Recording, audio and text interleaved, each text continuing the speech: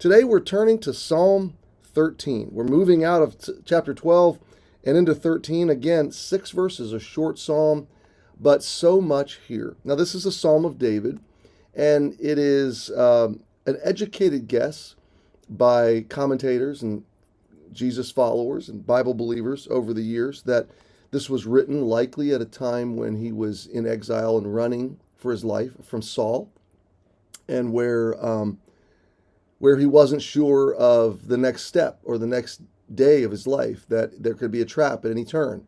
And he felt that he was in very vulnerable and precarious and risky situations. So that's a little bit of the backstory, the likely backstory of this psalm. And what I'd like to do today is just read it. I don't really want to comment much. I'm going to comment on the structure a little bit of the psalm. And I want to invite you this week to meditate on this psalm with me. There are lots of seasons in our lives that are painful. Friday night, I was sitting in the San Francisco airport, getting ready to catch a red eye back for the weekend to be able to minister with our church family on Saturday and Sunday and to enjoy the day. And this week, I'll be doing some remote work and also working with family members who are processing through difficult details and emotions.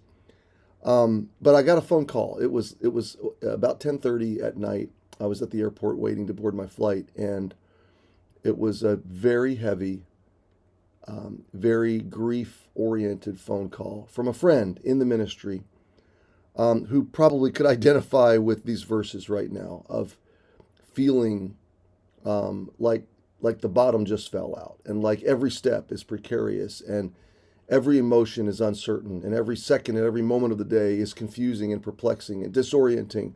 And maybe we come to Monday morning, and maybe that's where you are. Maybe that's why God led you to this moment, to this video, and maybe you'll track along with us this week because you so desperately need handles to hold on to and to process confusion, process times of vulnerability and risk and pain and grief and sorrow. And this is a wonderful psalm, along with so many, of learning how to do that. The Psalms, as we've said so often, teach us where to go with our hardship in life, with our emotions, with our confusion, with our human experience. The human experience, if we frame our understanding of God, our belief in Him, our faith, if we frame all of that purely on our experience, on the good days, we'll have strong faith, and on the bad days, it'll come completely unraveled. On the days when everybody is supportive and encouraging and optimistic and where things are in line, we'll just thank God for His goodness. And on the days where we're betrayed and where we're being taken advantage of, or where we feel total loss or despair, we will just get angry at God. We'll frankly be resentful of Him. And so we don't want to form our idea of God.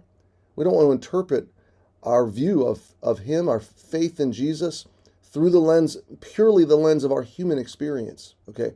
No, we want to frame our human experience through the grid of who God is and who Jesus is and what's really going on. And that's what David, I think that's one of the predominant themes that David teaches us in these kinds of Psalms, is that we bring our human experience to God to understand it in His light. We don't drag a small God into the light of human experience to interpret Him. No, we drag our small, let me just say contextually small human experiences, subjectively, comparatively small human experiences, into the light of a massive, overarching, faithful God.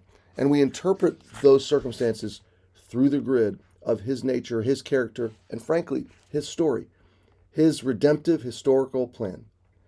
And so that reframes our emotions. It recasts our experiences in the light of what is true, not in the light of what my emotions are telling me, not in the light of what my experiences would dictate. No, in the light of what is eternally, perfectly, infinitely true.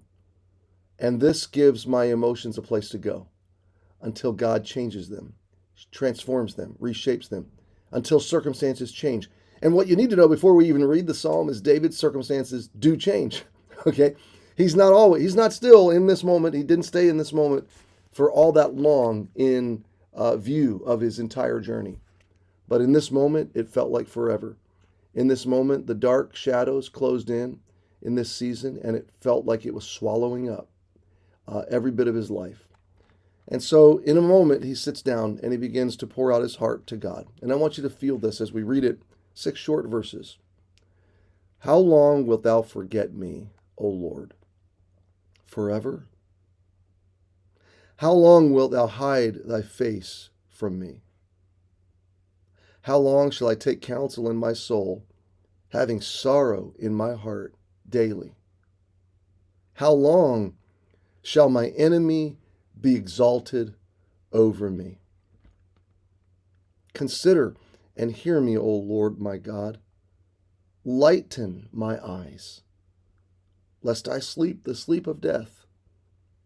Lest mine enemy say, I have prevailed against him, and those that trouble me rejoice when I am moved. But I have trusted in thy mercy. My heart shall rejoice in thy salvation. I will sing unto the Lord, because he hath dealt bountifully with me. I need to bring this to a close, but it's quite a contrast to read verse 1 and David saying, God, are you going to forget me forever? And then to read verse 6 and to see him singing and declaring that God's been bountiful to him. What's changed between 1 and 6?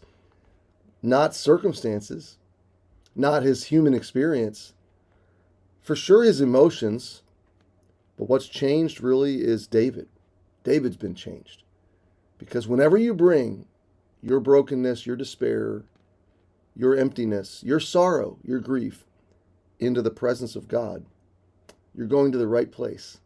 It's like taking your heart and your emotions into God's gracious surgical room.